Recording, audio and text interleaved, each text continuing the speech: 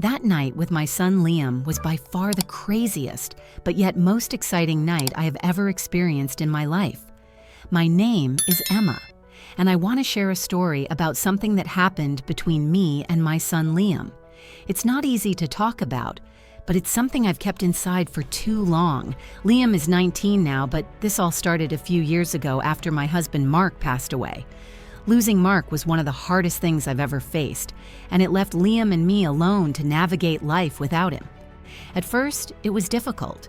Liam was quiet and withdrawn, spending most of his time in his room or out with friends. He avoided talking about Mark or anything to do with his death, and I didn't want to push him instead. I focused on making our home feel as warm and welcoming as possible.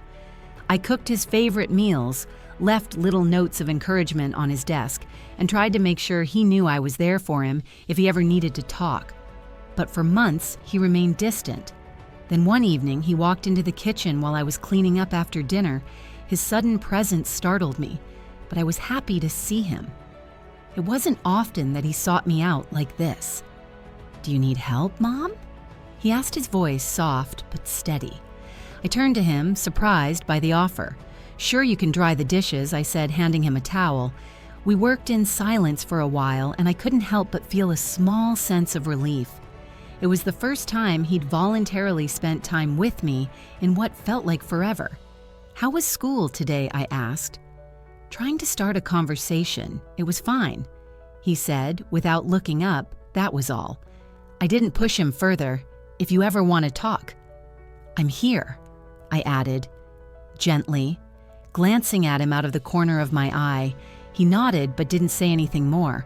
And over the next few weeks, I started noticing little changes. Liam began spending more time around me, sitting with me in the living room while I watched TV, or helping me with small tasks around the house. He even began to open up, telling me about his classes and his plans for college.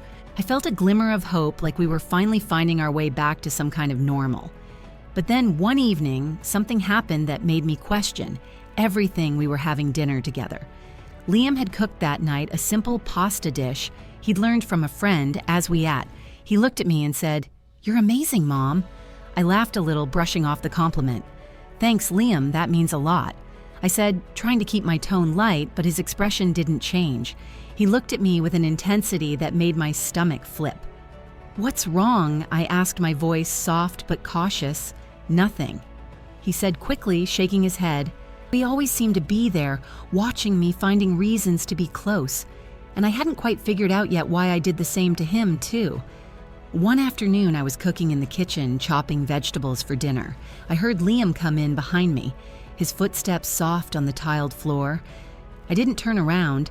I was trying to focus on the task at hand, hoping he'd just grab a snack and leave.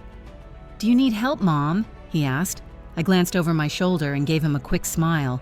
"Sure, you can slice these carrots," I said, sliding the cutting board toward him. He stepped up beside me, his movements deliberate, and started cutting for a while. We worked in silence. I thought maybe it would just be a quiet, pleasant moment, something normal. But then he stopped cutting and turned to look at me. "You've done so much for me," he said, his voice low. I glanced at him, confused. "What do you mean?" "I mean, after Dad died, you've taken care of everything you didn't have to. But you did," he said, his eyes fixed on mine. I felt a pang of emotion in my chest. "Of course I did, Liam. You're my son. I love you," I said, trying to keep my tone steady. He nodded, but his gaze didn't waver. "I just don't think I ever said thank you for all of it." "You don't have to thank me," I said quickly, turning back to the stove. "That's what moms do." He didn't respond, but I could feel him watching me. The moment felt too heavy, too intense, and I wanted nothing more than for it to end. Finally, he picked up the knife and started cutting again, and I let out a small breath of relief after dinner that night. I sat on the couch with a book, hoping to lose myself in the pages. Liam came into the living room and sat down next to me, not in his usual spot on the other end of the couch, but right next to me. "What are you reading?" he asked, leaning closer to see the cover. "It's just a novel," I said, holding it up for him to see. Nothing too exciting, can I read it with, to make things weird between us. I blinked, surprised by his honesty. Liam, I started, but he cut me off. I've been feeling a lot of things, and I don't really know how to deal with them, he said, his voice cracking slightly. But I don't want to hurt you. His words hung in the air, heavy with meaning. I couldn't fully grasp. I reached out, placing a hand on his shoulder. Liam, it's okay to feel confused sometimes, I said gently, but you need to remember that I'm your mom and our relationship has boundaries. He nodded, his eyes glistening with unshed tears. I know I'm sorry, he said again, his voice barely above a whisper. I gave his shoulder a reassuring squeeze before pulling my hand away. Let's not worry about it anymore, I said, trying to keep my tone light. We'll figure it out together. There was a certain tension and excitement between us that I couldn't quite name. The look in his eyes told me there was more coming, and I gave that same look back to him as well. He nodded again, standing up. Good night, Mom, he said softly before leaving the room. I watched him go, a strange mix of relief and sadness settling over me. He had acknowledged the tension between us, which felt like a step in the right direction, but I couldn't help wondering if things would truly go back to normal. One thing was for sure to me, and that was that this was not the last time he would do this. And I was right. I was definitely right. As for the next time he would do this, things would end a lot differently. Then the next morning, I woke up feeling more exhausted than usual. The conversation with Liam had kept me awake for hours, my mind racing with what-ifs and unanswered questions. I got up, went through my morning routine, and tried to shake the lingering unease. Liam seemed different that day, quieter, more reserved. He kept to himself, spending most of the day in his room. Part of me wanted to check on him to make sure he was okay. But that night, I barely slept. I kept replaying his words in my head, trying to make sense of them. I told myself it was just a phase, a moment of confusion that would pass. But deep down, I wasn't sure. The next morning, Liam was quiet. He barely said a word at breakfast, and when he left for school, I felt a strange mix of relief and sadness. I spent the day trying to focus on work, but my mind kept drifting back to our conversation. I couldn't shake the feeling that this wasn't over when Liam came home that evening. He seemed distant, avoiding eye contact and retreating to his room almost immediately. I wanted to talk to him to make sure he was okay, but I didn't know where to start. I felt trapped, unsure of how to handle the situation without making things worse.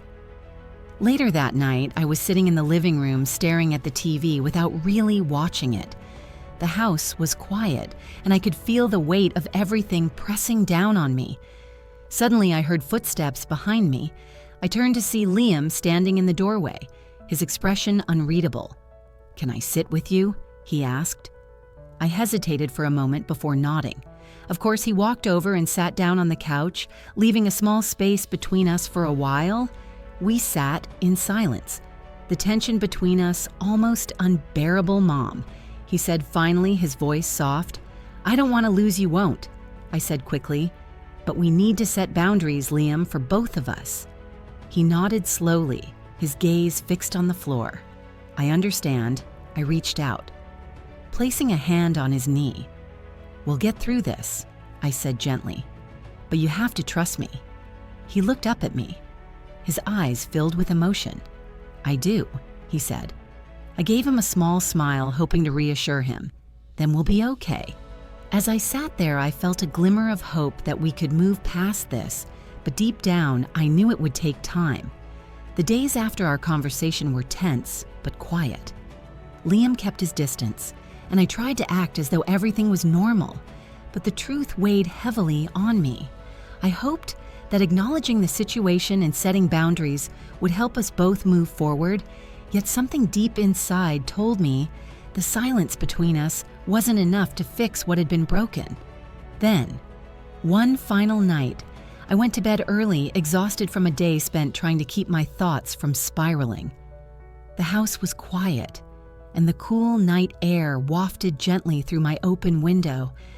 I tried to let the rhythmic H of the fan lull me to sleep, but my mind wouldn't settle. I must have drifted off at some point because the next thing I knew, I was being pulled from sleep by the sound of my door creaking open. My heart jumped as I blinked in the darkness, trying to orient myself. Mom Liam's voice was barely a whisper, but it was unmistakable. I sat up, reaching for the bedside lamp. The warm glow filled the room, illuminating Liam standing hesitantly in the doorway. He looked unsure, his hands fidgeting at his sides. "Liam," I said, my voice thick with sleep and confusion. "What are you doing?" He stepped into the room, his movements slow and deliberate. "I couldn't sleep," he said quietly. I needed to see you." My chest tightened as I tried to steady my breathing. "It's late," I said, my voice firmer now. "You need to go back to bed." "I know," he said, his eyes locking onto mine, but I couldn't stop thinking about everything. I swung my legs over the side of the bed, sitting upright. "Liam, I was thinking about you too, but we talked about this," I said gently. "I love you, but it's not some—" "Thank you, Mom," he said. When the door clicked shut behind him, I let out a shaky breath, the tension in my chest finally easing. I lay back down, staring at the ceiling as the events of the past few weeks replayed in my mind. I knew we still had a long road ahead, but for the first time, I felt a sliver of hope that we could find our way back to a healthier relationship. Finally, the tension had snapped, and the next morning, Liam was quiet but composed. He joined me for breakfast, and while the conversation was light, I could sense a shift in his demeanor. He seemed more at ease, as though he had finally let go of some of the weight he'd been carrying over the next few weeks. Things began to feel more normal. Liam started spending more time with friends, and his focus shifted back to school and his plans for the future. We didn't talk about what had happened again, but the unspoken understanding between us was clear. We were both trying to move on as we sat on the porch. Watching the sunset one evening, Liam turned to me and said, "Thanks for being patient with me, Mom. Thank you for everything you do for and with me. Thanks for accepting me for who I am and helping me on every aspect, even on aspects where moms usually don't help their son." I looked at him, surprised but touched by his words. I lay my hand on his arm. Of course, I said, "That's what moms do." He smiled, and for the first time in what felt like forever, it felt genuine in that moment. I knew we were going to be okay. I'm still not sure about what I did since it happened. It has happened a couple times more even, and besides that, I enjoy it myself as well. I know I help Liam a lot. Maybe it's just because we both want to make up for the loss of Mark, or maybe it's something else. I don't know. I needed to tell the story to someone, to get to know other people's opinions. Should I stop doing this with Liam? Or is it maybe even more normal than I think? What are your thoughts on it? Please tell me in the comments. It would help me a lot. Thank you.